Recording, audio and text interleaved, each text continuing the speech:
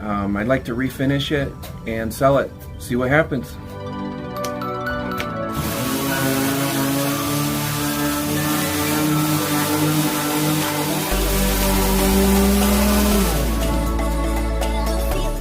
First thoughts, I kind of like this sander.